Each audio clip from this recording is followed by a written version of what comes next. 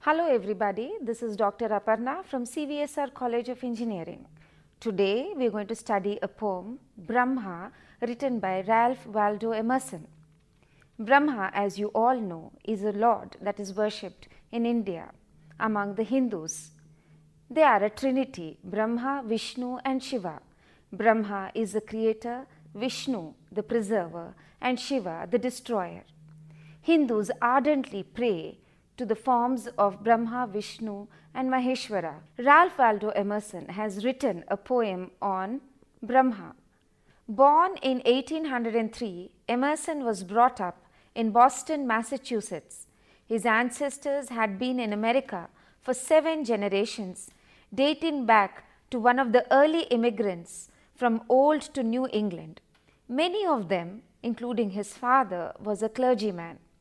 Though poor, he was given a proper education by his widowed mother and aunt, and he graduated from Harvard and became a clergyman of Boston Church. But by 1832, he resigned because he could not conduct religious ritual in which he did not believe. He was the leading light of the Transcendentalists. Transcendentalism encouraged individualism and self-reliance. He established a reputation as a sound and original thinker, orator and author, and eventually became known throughout the nation as the Sage of Concord.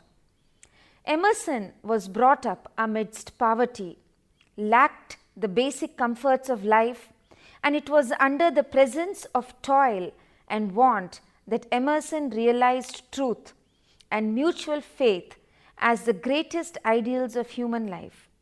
He never undervalued the influence of books in his life, and in his essay, American Scholar, he acknowledged the indebtedness to books.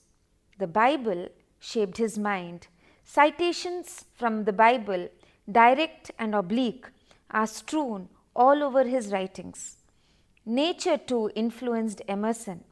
He perceived the benign influence of nature on all sensitive and responsive minds.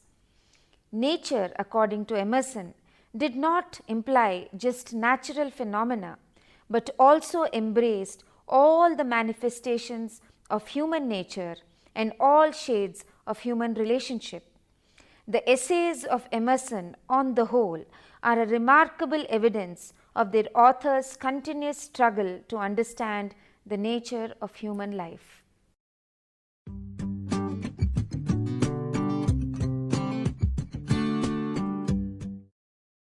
Bramha is a lyric poem in which the poet assumes the form of the Hindu god Brahma.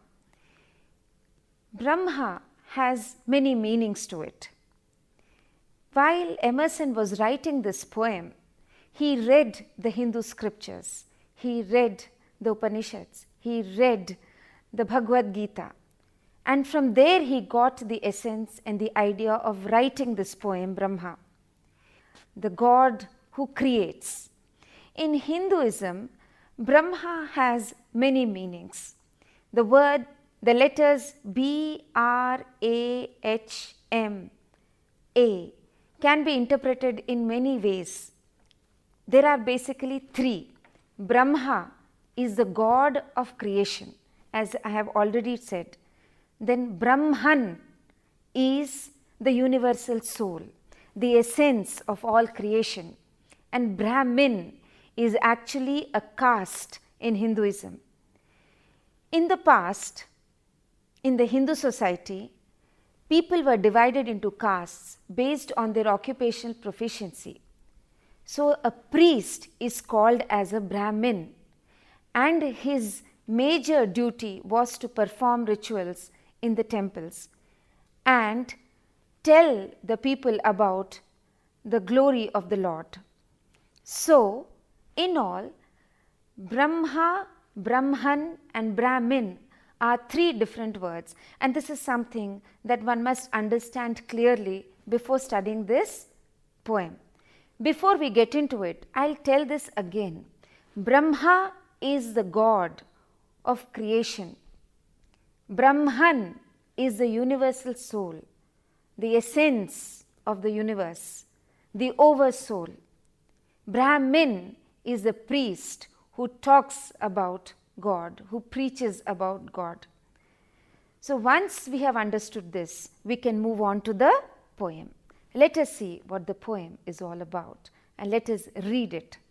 If the red slayer thinks he slays, or if the slain think he is slain, they know not well the subtle ways I keep and pass and turn again. Far or forgot to me is near. Shadow and sunlight are the same. The vanished gods to me appear, and one to me are shame and fame. They reckon ill who leave me out. When me they fly, I am the wings. I am the doubter and the doubt. I am the hymn the Brahmin sings. The strong gods pine for my abode, and pine in vain the sacred seven.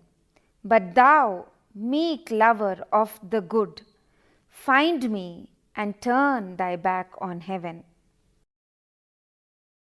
In this poem, Emerson assumes the persona of Brahma. One must understand, as we read through the poem, it is Brahma who is speaking in the first 14 lines of the poem, and the next 2 lines are addressed to the readers. So the persona who is speaking or who is talking in the poem is Brahma, and Brahma is Emerson. Brahma is the essence of the universe. In Brahma is the soul of the universe. Everything merges in Brahma. Brahma creates and destroys and recreates again. As we read through the poem, you will understand that whether it is good or evil, fame or shame, darkness or light, everything merges into Brahma. Brahma is the God, the Brahman is the oversoul, which Brahma has. So our aim in life is to see that our soul merges with that oversoul. And when that happens, we get salvation or mukti. Let us now study the poem in detail.